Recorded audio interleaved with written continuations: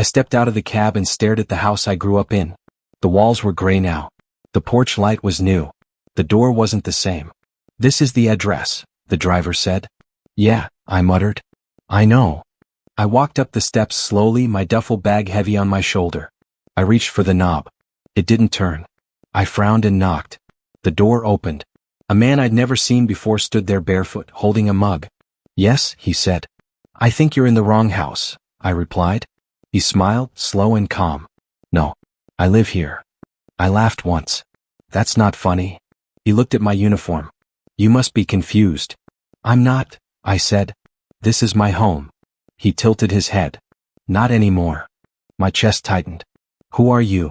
"Ethan," he said. "Who are you?" I swallowed. "This is my parents' house." He shrugged. "Your parents signed it over months ago." "That's impossible," I said. He took a sip of coffee. "They should be home soon." As if summoned, a car pulled into the driveway. My mother stepped out first. "Linda." She froze when she saw me. "Oh," she said. "You're back." My father, Robert, came around the car. He didn't smile. "Dad." I said. "What's going on?" Ethan stepped aside. "They're here." My mother walked past me like I wasn't standing there. "Mom," I said. "Why is there a stranger in our house?" She sighed. "Lower your voice." "I don't care about my voice," I said. "Why is he here?" My father said, "We can talk inside." I laughed. "Inside where?" Ethan cleared his throat. "I'll give you space." "No," I snapped. "You stay." My mother looked uncomfortable. "There's no need to make a scene." "A scene?" I said. "I was deployed for 4 years." Robert crossed his arms. "You weren't using the house." "I was serving," I said. "We needed help," Linda said. "Ethan helped us." "So you gave him my home?"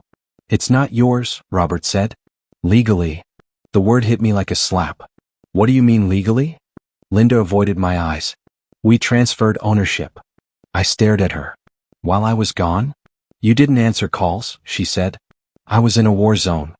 Robert said, "We thought you weren't coming back." I laughed again, sharp and hollow. "So you replaced me?" Ethan spoke softly. "I didn't mean to cause trouble." I turned to him. "Shut up." Robert stepped forward. "Watch your mouth." "My mouth?" I said. "You gave away my childhood." Linda whispered, "You're being dramatic." I remembered her hugging me before I left. "Come back safe," she had said. "When were you going to tell me?" I asked. Robert said, "There was no good time." "So never." Silence stretched. Ethan shifted his weight. "I'll go inside." "No," I said. "You've already taken enough." Linda rubbed her temples. "You don't understand how hard it was." "I was gone," I said. "You chose him." "He was here," she replied. I nodded slowly. "So was my room. My bed. My name on the mailbox." Robert said, "You can't stay here." The words settled deep. "Where am I supposed to go?" I asked. Linda said nothing. I stepped back onto the porch. Ethan closed the door gently. I stood there in uniform, holding my bag, staring at a house that no longer recognized me. For the first time since the war, I had nowhere to go. I followed them inside even though every step felt wrong. "Sit down," my father said. "I don't take orders here anymore," I replied. My mother closed the door. "Please don't shout." "I'm not shouting," I said.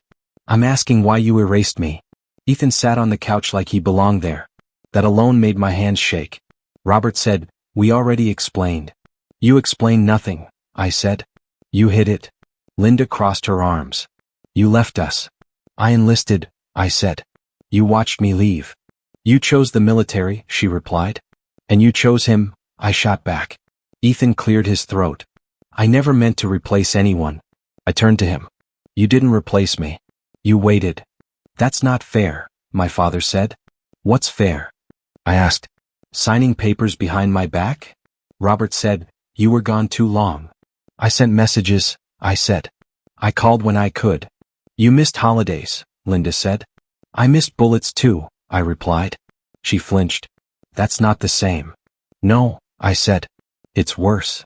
Silence sat heavy. I looked around the living room. My photos were gone. My trophies too. "Where's my stuff?" I asked. "We packed it," Linda said.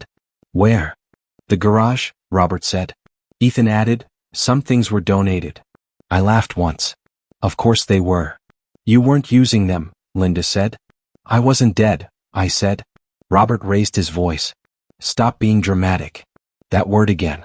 I remember the night before I left, I said. You shook my hand. Robert looked away. You said, this will always be your home, I continued. That was before, he muttered. Before what? I asked. Before Ethan? Ethan stood up. I think I should leave. No, Linda said quickly. Stay. That hurt more than anything else. You asked him to stay, I said. Not me. Linda sighed. You're twisting things. I turned toward the hallway. Sarah? A door creaked. My sister stepped out slowly. She wouldn't look at me. Hey, I said softly. Hi, she whispered. When did you know? I asked.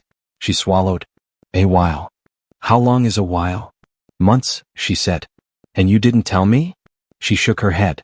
They said not to. I looked at my parents. You silenced her too? Robert said, we were protecting you. From what? I asked. The truth? Sarah hugged her arms. Ethan was always here. That's the problem, I said. Linda said, he helped with bills. So I was a burden? I asked. No, she said quickly. You were gone. Gone isn't gone forever, I said. Ethan spoke again. They needed stability. I snapped. They had it. Robert said, you don't understand adulthood. I understand loyalty, I said. Linda's voice cracked. We thought you'd build a new life. And I thought you'd keep your word. Sarah finally looked at me. Her eyes were wet. I'm sorry, she said. I nodded. I know. Robert said, you're making this harder than it needs to be. I'm making it honest, I replied. Linda said, where will you go? I slung my bag over my shoulder. Anywhere that isn't here. You're leaving again? She asked. This time, I said, I'm choosing it. Ethan stepped aside as I walked past. I hope you find peace, he said. I didn't answer. At the door I stopped. You didn't lose a son, I said quietly. You gave him away. Then I stepped outside, closed the door myself, and walked away with nothing but my bag and the sound of broken promises behind me. I slept in my car 3 blocks from the house I wasn't allowed to enter. The first night I told myself it was temporary. The second night I stopped pretending. I leaned my seat back and stared at the ceiling. Get up, I whispered. You've slept worse. But this felt different. In combat, I knew why I was uncomfortable. Here I didn't. I checked my phone. No messages. Of course, I muttered. I shut my eyes and saw flashes. Sand. Noise. Orders shouted through static. Move, a voice yelled in my head. I jerked upright, breathing hard. This isn't war, I told myself. This is home. That thought hurt more. I sat up and laughed quietly. Home kicked you out. My stomach growled. I ignored it. You could go back, I said aloud. Apologize. I pictured my father's crossed arms. No, I said. Never again. Morning came cold. I stepped out of the car and stretched. My uniform was wrinkled. My pride was worse. A knock hit my window. Still sleeping in vehicles, huh? I turned. Mark? I said. He grinned. Didn't think I'd find you here. I laughed once. I didn't think I'd be here. He leaned against my car. You look like hell. Thanks, I said. Come eat, he said. No arguments. I'm fine, I replied. He raised an eyebrow. That wasn't a suggestion. We sat at a diner booth. He slid a plate toward me. Eat. I hesitated. Don't make it weird, he said. I ate. So, he said, why are you homeless?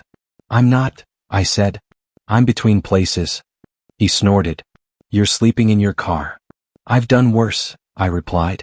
Yeah, he said. In war. Not back home. I stared at my coffee. They gave my house away, I said. Mark didn't speak right away. To who? He asked. Some guy named Ethan. Family? He asked. No. That's worse, he said. They said I was gone, I added. Mark shook his head. You didn't disappear. Try telling them that, I said. He leaned forward. Listen to me. I looked up. You don't beg people to value you, he said. I'm not begging, I snapped. You're close, he replied. That stung. I just want answers, I said. You already got them, he said. They chose. I clenched my jaw. I want justice. Mark smiled faintly. Or revenge. I didn't answer. He said, "Those aren't the same." "I know," I said. "But both feel good." "For 5 minutes," he replied. We left the diner. "Crash at my place," he offered. "I can't," I said. "Why?" he asked. "Because if I get comfortable," I said, "I'll break." He studied me. "Then don't break, stupid." That night I sat in my car again. I replayed my mother's voice. "We needed help." "You needed a son," I whispered. My phone buzzed. A message. "Linda, please don't cause drama. People are asking questions." I stared at the screen. "That's it," I said aloud. No apology. No concern. Just inconvenience. Something inside me snapped clean. I typed, deleted, typed again. Then I locked the phone and threw it onto the passenger seat. "No more," I said. I looked at my reflection in the mirror. "You survived bullets," I said. "You'll survive blood." The house lights turned off down the street. I lay back, breathing slow. "They chose," I whispered again. "And now," I said, "so do I." I slept without dreams that night. I stopped yelling because yelling never gave me answers. I walked into the city records office and asked the clerk, "I need property documents." She looked at my ID. "Address." I gave it. She typed, clicked, then frowned. "That transfer wasn't recent." "What do you mean?" I asked. "It happened early," she said. 2 years ago." My throat tightened. "While I was deployed?" She nodded. "With conditions." "What kind of conditions?" She turned the screen slightly. "Occupancy rights. Financial control. Power of attorney." I laughed under my breath. "So he didn't just live there?" She shook her head. "No. He managed it." I left with copies in my hand and fire in my chest. Outside, I whispered, "You planned this." I drove straight to Sarah's apartment. She opened the door slowly. "You shouldn't be here," she said. "I need the truth," I replied. She stepped aside. Her place was small, quiet, safe. "You knew," I said. She hugged herself. "I tried to tell you." "When?" I asked. "When you stopped answering," she said. "They said you were busy." "I wasn't unreachable," I said. "I know," she whispered. I sat across from her. "What did he do?" She hesitated. "Sarah," I said, "I'm done protecting them." Her eyes filled. "He started with money." "Explain," I said. "He said bills were piling up," she replied. "That you wouldn't care." "I would have," I said. "He told them you were building a new life," she continued. "That you didn't need the house." "That wasn't his call," I said. She nodded. "He handled paperwork. While I was dodging bullets," I said. "He said you were unstable," she added softly. I froze. "What?" "He told them you'd come back angry," she said. "Dangerous." My jaw clenched. "And they believed him." "They were scared," she said. "Of me," I said. She nodded. I stood. "Did you ever defend me?" She looked down. "Not enough." I exhaled slowly. "Thank you for being honest." She grabbed my sleeve. "I'm sorry."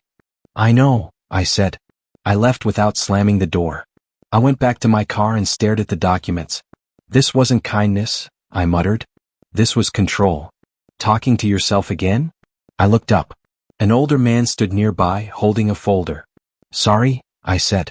"Long day." He smiled. I couldn't help overhearing. "That's unfortunate," I replied. He chuckled. "I'm retired." "Habit." "From what?" I asked. "Law," he said. "Name's Collins." I paused. "Real estate."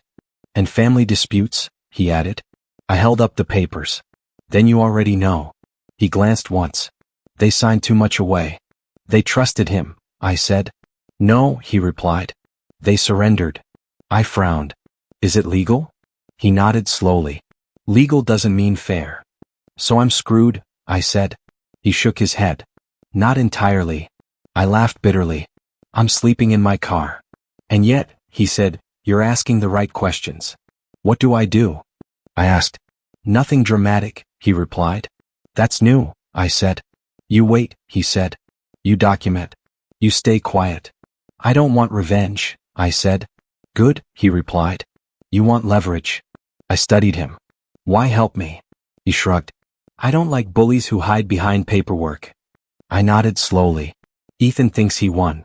"People like him," Collins said, "always overreach." I folded the documents. So I don't confront them? Not yet, he said. Let the truth breathe. I stared at the house down the street. I'm done begging, I said. Colin smiled. That's when power shifts. He handed me a card. Call if you're ready. I took it. I will. As he walked away, I felt something new settle in. Not rage. Focus. They didn't just give my home away, I whispered. They handed it to the wrong man. And this time I was paying attention. I stopped calling. That was the first change. Mark noticed it before I did. You haven't checked your phone once, he said. I already know what it won't say, I replied. He nodded. Good. I started working mornings at a warehouse. The supervisor asked, You got experience? I learned fast, I said. That enough for me, he replied. I lifted boxes until my arms burned. The pain felt honest. At night I trained. Push-ups in the dark. Runs before sunrise.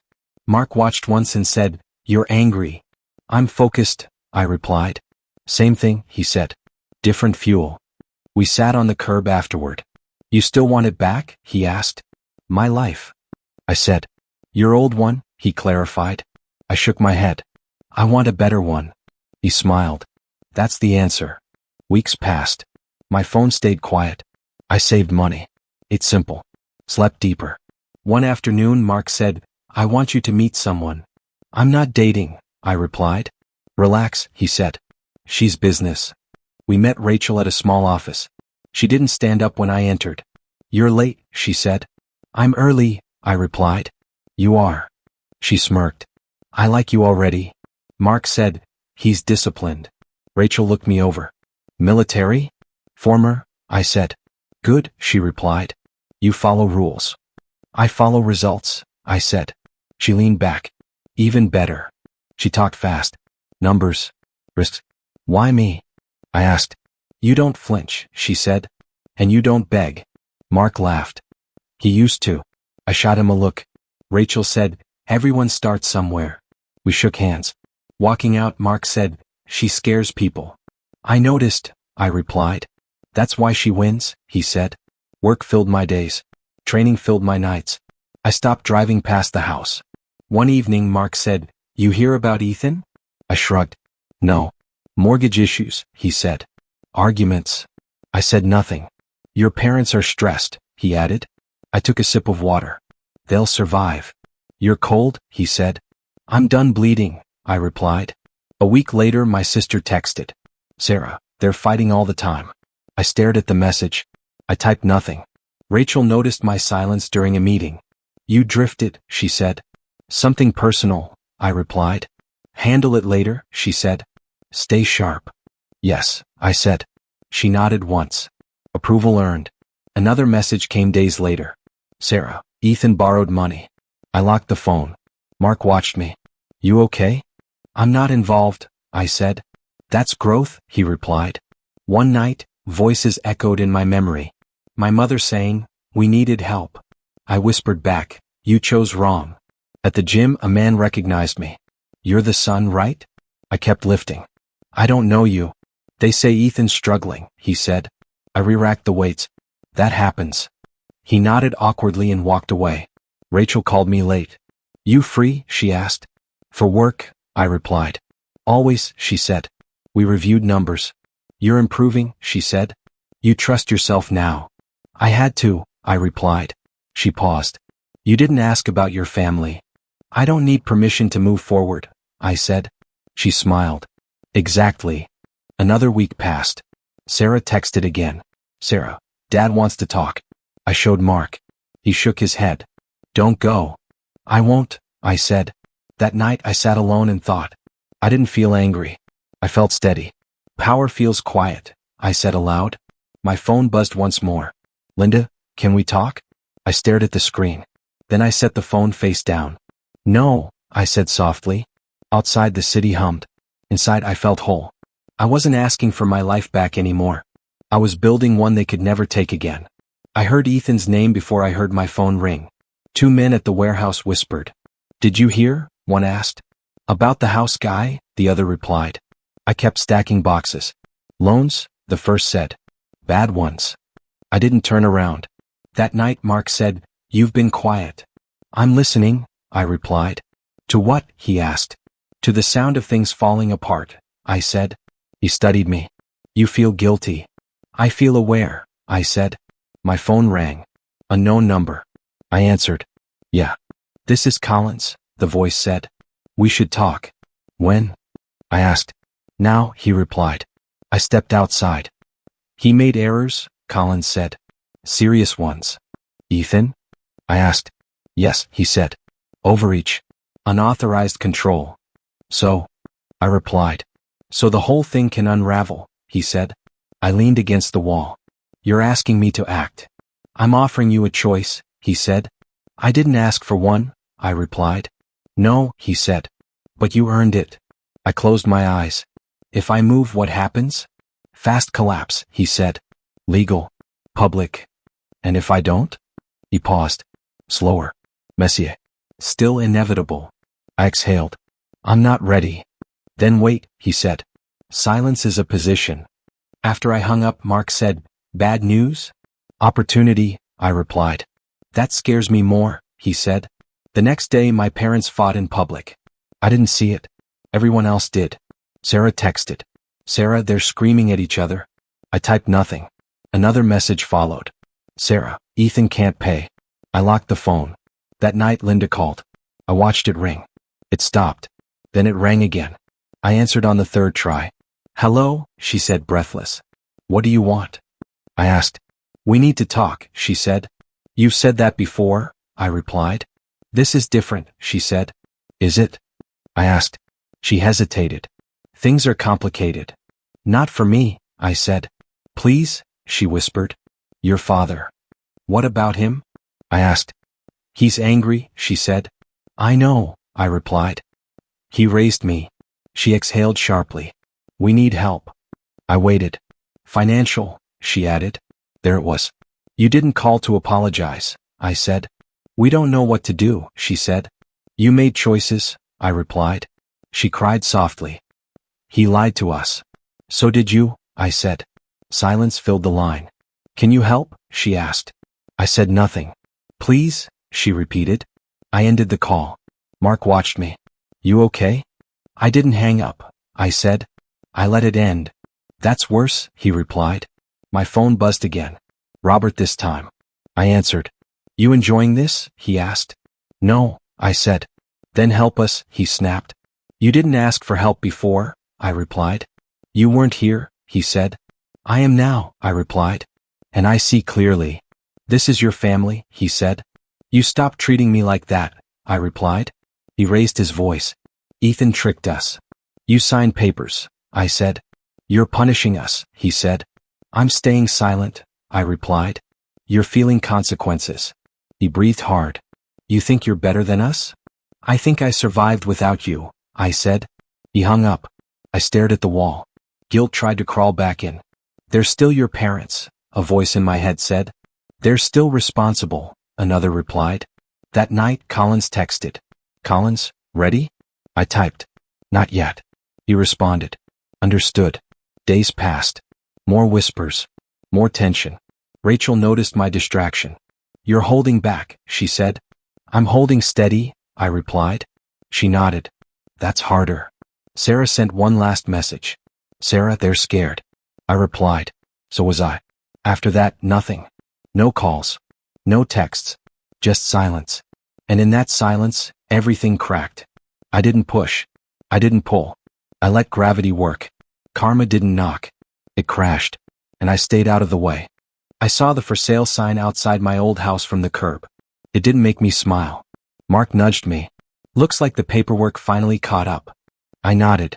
It did. Your parents? He asked. They're leaving, I said. With him. We drove past. Boxes were stacked on the lawn. Ethan carried one awkwardly. I slowed. He looked up. Our eyes met. I parked. He dropped the box. You're here. I live in the city, I said. Coincidence. He swallowed. I didn't think. You didn't think I'd come back strong, I finished. I never expected, he stammered. You expected me broken, I said. I'm not. He wiped sweat from his brow. I thought, after 4 years, you'd be gone. Weak. Not weak, I replied. Absent. He laughed nervously. I tried to help them. Really? I know, I said. That was your plan. He flinched. I didn't. Stop, I said. I don't need excuses. Ethan's face twisted. You think this is revenge? No, I said. You lost yourself. He looked down at the box again. I just wanted a place. Stability. And you got it, I said. Temporarily. He clenched his fists. I never wanted to hurt you. I shook my head. Intentions don't undo reality. He said nothing for a moment. You underestimated me, I said. Yes, he admitted. Completely. I didn't fight you, I said. I survived without you. He swallowed. I didn't think you'd come back at all. You thought I'd beg, I said. I didn't. Ethan stepped back.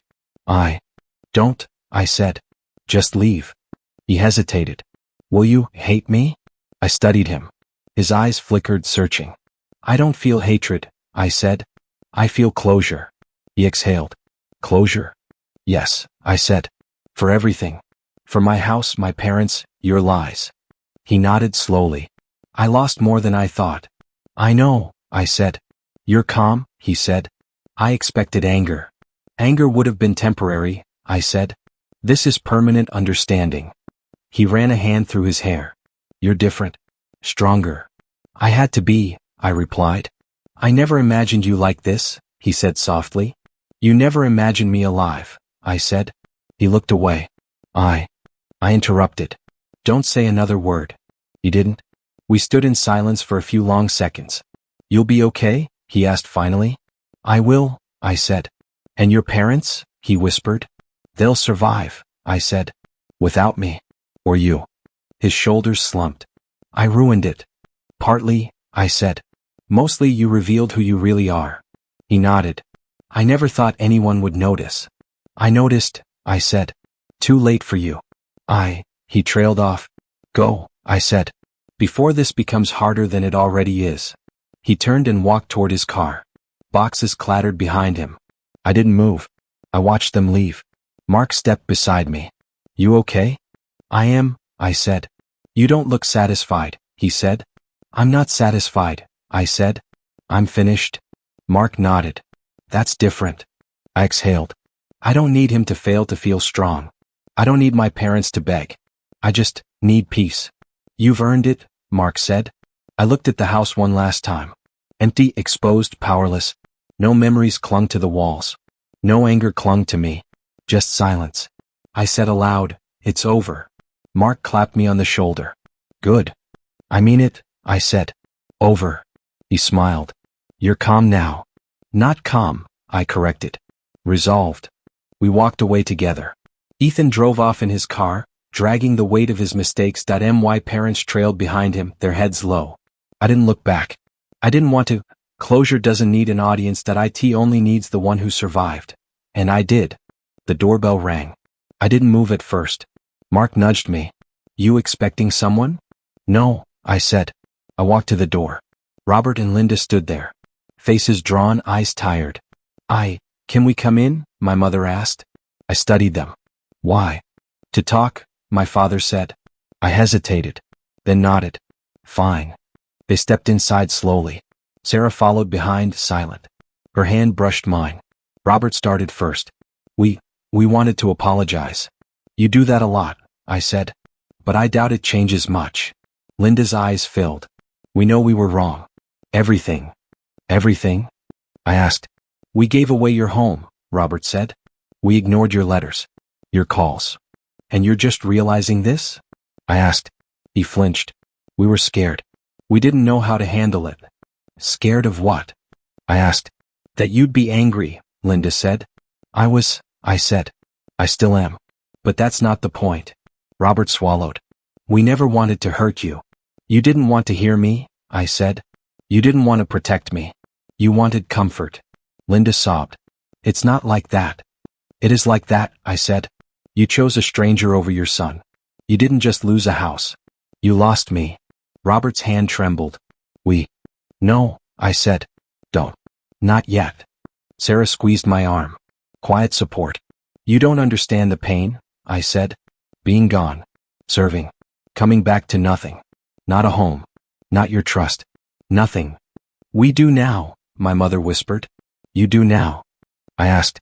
After all these years? Yes, she said. We finally see it. I looked at my father. And Ethan? He deceived us, Robert admitted. We were blind. You were blind because you chose to be, I said. He flinched. We know. And we're sorry. We're truly sorry. I shook my head. Sorry doesn't fix the years. Sorry doesn't undo the loss. Sorry doesn't give me back my father or my mother when I needed you most. I understand, Linda said softly. I needed you to fight for me, I said. Not for Ethan. Not for stability. For me. Your son. Sarah looked at me. Eyes steady. He's telling the truth, she said. I know, I replied. Robert's voice cracked. We thought we were helping him. You were helping yourselves, I said. Silence followed. I walked to the window and stared outside. I've rebuilt my life, I said. I work. I train. I survive. And I don't need you to validate that. Not anymore. We just want a chance, Linda said. A chance to be part of your life again. You lost that chance a long time ago, I said. But you can start now, if you accept my terms. Robert looked confused. Terms? Yes, I said. Boundaries. Respect. No excuses. No interference. No asking for favors. Linda nodded slowly. We understand. Sarah stepped closer to me. He deserves this, she said quietly. I glanced at her. She wasn't asking for my forgiveness. She was choosing me. Finally.